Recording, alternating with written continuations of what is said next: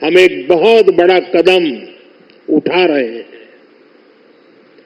ये पहली बार हो रहा है जब एक डिस्ट्रॉयर, एक फ्रिगेट और एक सबमरीन, तीनों को एक साथ कमीशन किया जा रहा है। और सबसे गर्व की बात कि ये तीनों frontline platforms made in India है।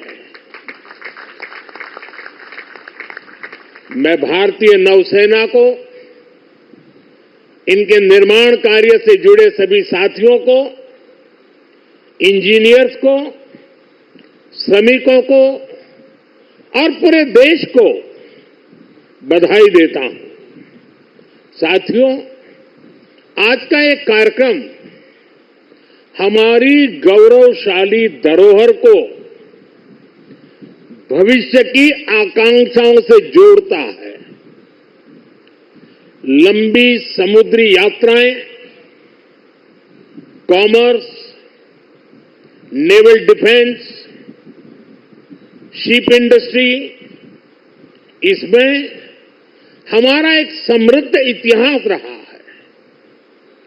अपने इतिहास से प्रेरणा लेते हुए आज का भारत दुनिया की एक मेजर मैरीटाइम पावर बन रहा है। आज जो प्लेटफॉर्म लॉन्च हुए हैं, उनमें भी इसकी झलक है। अब जैसे हमारा नीलगिरी चौल वंश के समुद्री सामर्थ्य के प्रति समर्पित है। सूरत वॉरशिप उस कालखंड की याद दिलाता है जब गुजरात के पोर्ट्स के जरिए भारत वेस्ट एशिया से जुड़ा था। इन दिनों ये दोनों शिप्स, इसके साथ आज बागशीर सबमरीन की कमीशनिंग भी हो रही है। कुछ वर्ष पूर्व मुझे P-75 क्लास की पहली सबमरीन कलवरी की कमीशनिंग में शामिल होने का अवसर मिला था। आज मुझे इस क्लास की 6वीं सबमरीन बागशीर को कमीशन करने का सौभाग्य मिला है। ये नए फ्रंटियर प्लेटफॉर्म भारत की सुरक्षा और प्रगति दोनों को नया सामर्थ्य देंगे। साथियों, आज भारत पूरे विश्व और खासकर ग्लोबल साउथ में एक भरोसेमंद और जिम्मेदार साथी के रूप में पहचाना जा रहा है। भारत विस्तारवाद नहीं, भारत विकासवाद की भावना से काम करता है। भारत ने हमेशा ओपन, सिक्योर, इंक्लूसिव और प्रॉस्परस इंडो पैसिफिक रीजन का समर्थन किया है। इसलिए जब समुद्र से सटे देशों के विकास की बात आई तो भारत ने मंत्र दिया सागर। सागर का मतलब है security and growth for all in the reason.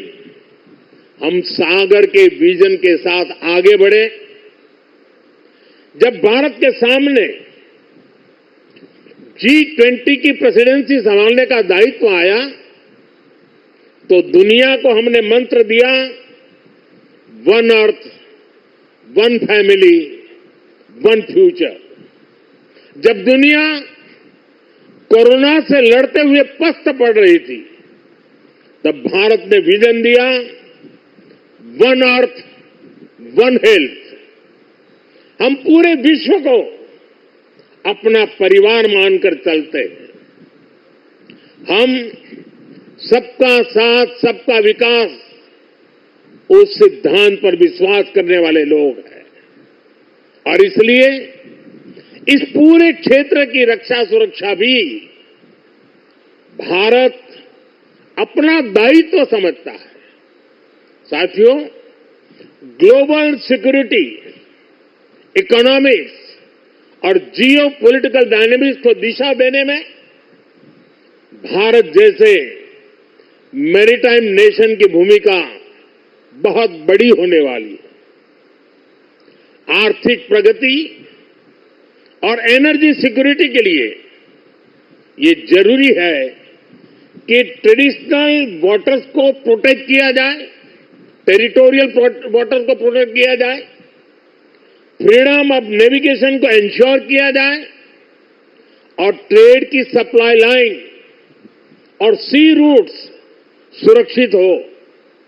हमें आतंकवाद, हथियारों और ड्रग्स की तस्करी में इस पूरे क्षेत्र को बचाकर रखना है। इसलिए आज जरूरी है कि समुद्र को सेफ और प्रॉस्परस बनाने में हम ग्लोबल पार्टनर बने। हम लॉजिस्टिक की एफिशिएंसी बढ़ाने और शिपिंग इंडस्ट्री के लिए काम करें। हम रेयर मिनरल्स, फिश स्टॉक जैसे ओशन रिसोर्सेज का दुरुपयोग रोकने में और इसे मैनेज करने की कैपेसिटी डेवलप करें। हम न्यू शिपिंग रूट्स और सी लेन्स पर अब कम्युनिकेशन को खोजने में इन्वेस्ट करें। मुझे खुशी है कि आज भारत इस दिशा में लगातार कदम उठा रहा है। भारत पूरे इंडियन ओशन रीजन में फर्स्ट रिस्पॉन्डर भी बनकर उभरा है। बीते कुछ महीनों में ही हमारी नौसेना ने सैकड़ों जानें बचाई हैं। हजारों करोड़ रुपए के नेशनल और इंटरनेशनल कार्गो की सुरक्षा की है। इससे दुनिया का भारत पर भरोसा बढ़ा है, आप सबके कारण बढ़ा है और इसलिए मैं आज आप सबका भी अभिनंदन करता हूं। भारतीय नौसेना, कोस्ट गार्ड, उन पर यह लगातार भरोसा बढ़ता जा रहा है। आज आप ही देख रहे हैं, आसियान हो, ऑस्ट्रेलिया हो, गल्फ हो, अफ्रीका के देश हो, सबके साथ आज भारत का आर्थिक सहयोग लगातार मजबूत हो रहा है।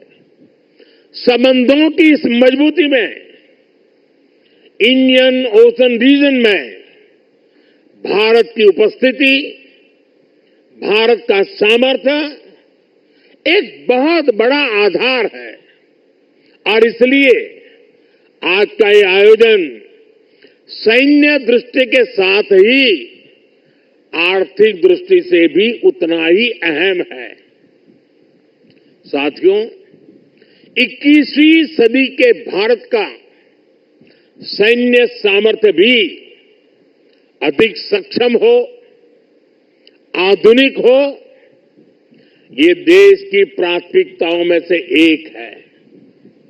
जल हो, थल हो, नभ हो, डीप सी हो या फिर असीम अंतरिक्ष, हर जगह भारत अपने हितों को सुरक्षित कर रहा है। इसके लिए निरंतर रिफॉर्म्स किए जा रहे हैं। चीफ ऑफ डिफेंस स्टाफ का गठन ऐसा ही एक रिफॉर्म है। हमारी सेनाएं और अधिक एफिशिएंट हो, इसके लिए थिएटर कमांड की दिशा में भी भारत आगे बढ़ रहा है। साथियों, पिछले 10 साल में जिस तरह भारत की तीनों सेनाओं ने आत्मनिर्भरता के मंत्र को अपनाया है, वो बहुत ही सराहनीय है।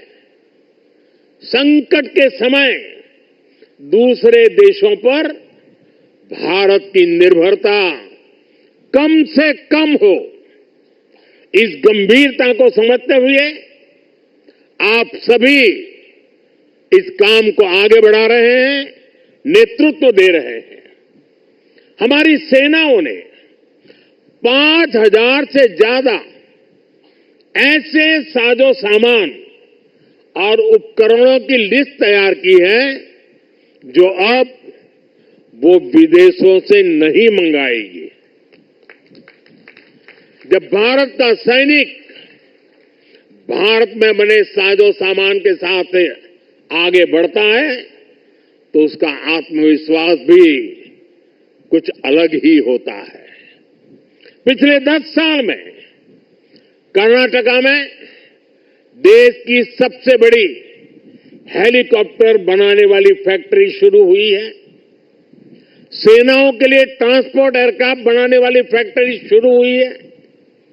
तेजस फाइटर प्लेन के भारत की साख को आसमान की नई ऊंचाई पर पहुंचाया है। यूपी और तमिलनाडु में बन रहे डिफेंस कॉरिडोर्स डिफेंस प्रोडक्शन को और गति देने वाले हैं। और मुझे खुशी है कि हमारी नेवी ने भी मेक इन इंडिया अभियान का बहुत अधिक विस्तार किया है। इसमें मझगांव डॉकयार्ड के आप सभी साथियों की भी बहुत बड़ी भूमिका है। पिछले 10 साल में नेवी में 33 शिप्स और 7 सबमरीन्स को शामिल किया गया है। इन 40 नेवल वेसल्स में से 39 भारतीय शिपयार्ड में ही बने हैं।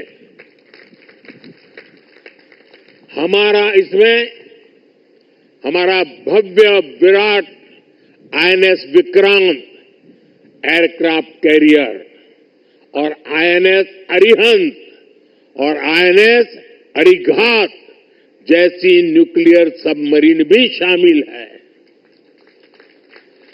मेक इन इंडिया उसको ऐसी गति देने के लिए मैं देश की तीनों सेनाओं को हृदय से बहुत बहुत बधाई देता हूं। आज भारत का डिफेंस प्रोडक्शन 1.25 लाख करोड़ रुपए से ज्यादा हो चुका है। हम 100 से ज्यादा देशों को डिफेंस इक्विपमेंट एक्सपोर्ट कर रहे हैं। मुझे विश्वास है आपके सहयोग से आज भारत तेजी से अपने डिफेंस सेक्टर का कायाकल्प करके दिखाएगा। साथियों, मेक इन इंडिया से भारत की सेनाओं का सामर्थ्य बढ़ने के साथ ही आर्थिक प्रगति के नए द्वार भी खुल रहे हैं। जैसे एक उदाहरण शिप बिल्डिंग इकोसिस्टम का है। आप में से बहुत से लोगों को पता होगा, एक्सपर्ट भी कहते हैं शिप बिल्डिंग में जितना इन्वेस्ट किया जाए उसका 2 गुना पॉजिटिव इंपैक्ट इकोनॉमी पर पड़ता है। यानी अगर हम शिप बिल्डिंग में 1 रुपये लगाते हैं तो इकोनॉमी में 1 रुपया 82 पैसे के आसपास सर्कुलेशन होता है। अब सोचिए, अभी देश में 60 बड़े शिप्स अंडर कंस्ट्रक्शन है। इनकी वैल्यू 1.5 लाख करोड़ रुपए के आसपास है। यानी इतना पैसा लगाने से करीब 3 लाख करोड़ रुपए का सर्कुलेशन हमारी इकोनॉमी में होगा। और रोजगार के मामले में तो इसका 6 गुना मल्टीप्लायर इफेक्ट होता है। जहाजों का ज्यादातर सामान, ज्यादातर पार्ट्स देश के एमएसएमई से ही आता है। इसलिए अगर 2000 वर्कर एक जहाज बनाने के काम में लगते हैं तो दूसरी इंडस्ट्री में जो एमएसएमई सप्लायर है उस एमएसएमई सेक्टर में करीब 12,000 रोजगार बनते हैं।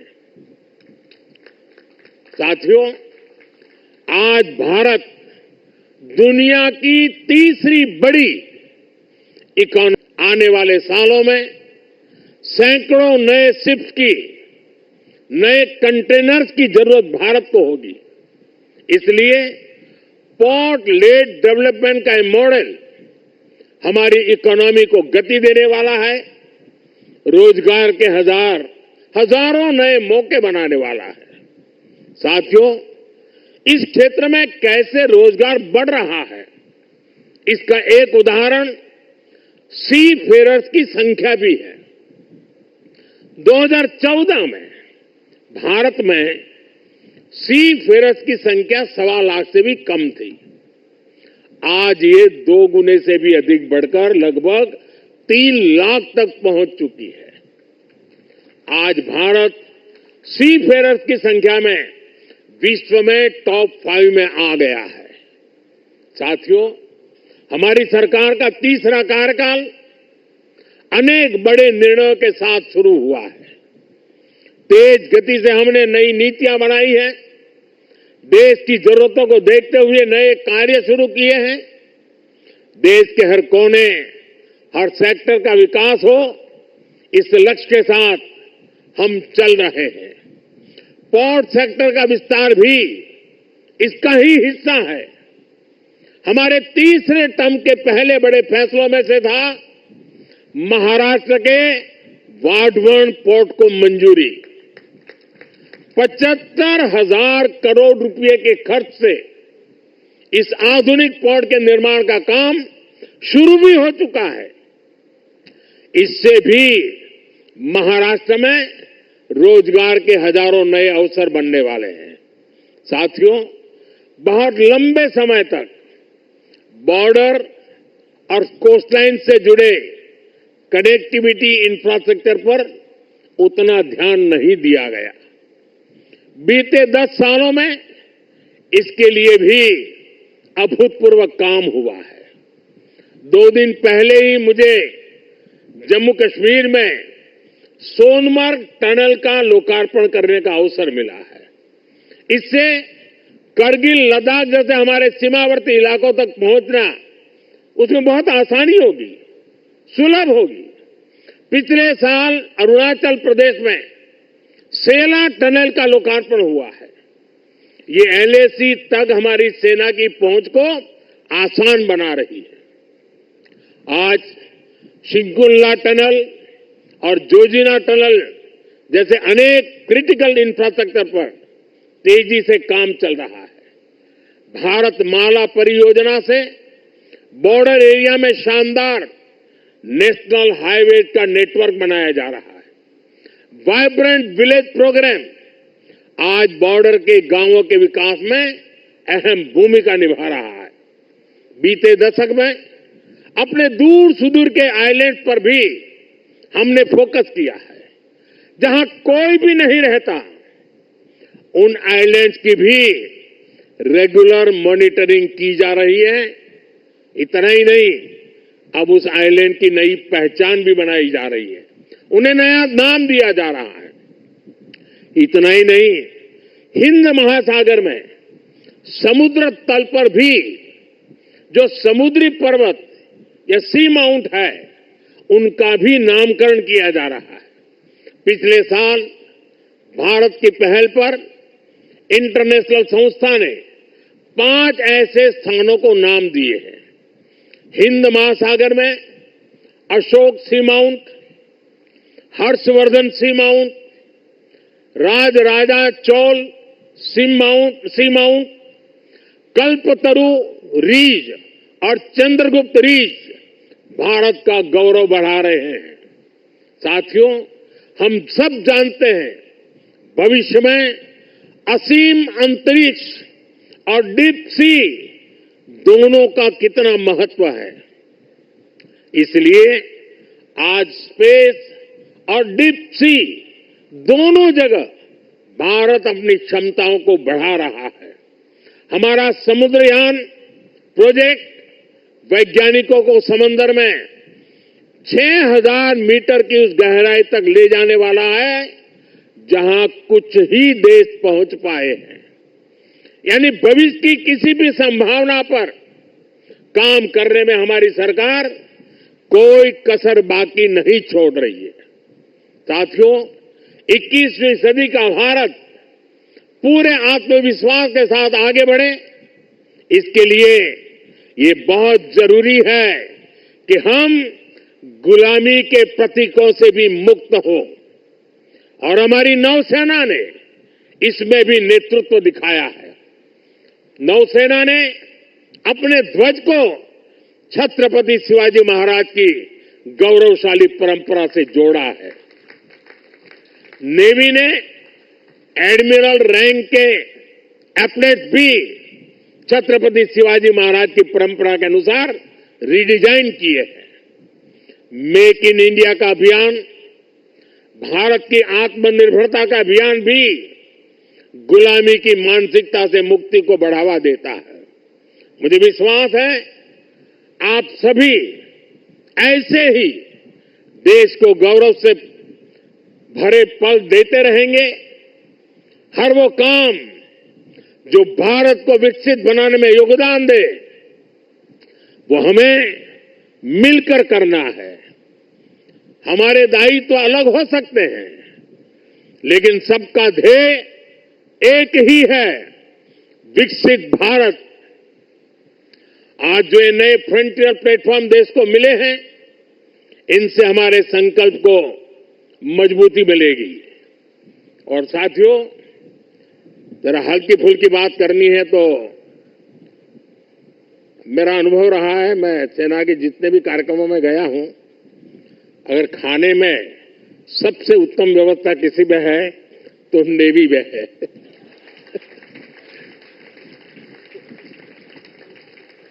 विविधताओं से भरपूर।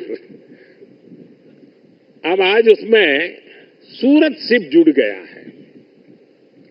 और हम लोगों को एक कहावत मालूम होगी, बड़ी पॉपुलर कहावत है, और मैं कैप्टन संदीप को कहूंगा कि इस बात को जरा गौर से सुने।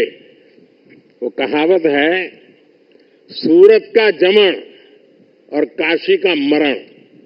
यानी सूरत का जो भोजन होता है वो उतना ही महान होता है, श्रेष्ठ होता है। अब जब सूरत लॉन्च हो रहा है तो मुझे विश्वास है कैप्टन संदीप सुरती खाना भी लोगों को खिलाएंगे। साथियों, ये बहुत ही उत्तम अवसर है। पूरा देश आपको शुभकामनाएं दे रहा है, पूरा देश गौरव से भर रहा है। और इसीलिए एक नए विश्वास के साथ, नए उमंग और उत्साह के साथ, नए संकल्प के साथ विकसित भारत के संकल्प को पूर्ण करने के लिए हम पूरे सामर्थ्य से जुड़े। आज के इस अवसर पर इन तीनों महत्वपूर्ण कदम के लिए, महत्वपूर्ण सौगात के लिए आप सबको बधाई देते हुए मैं मेरी वाणी को विराम देता हूं।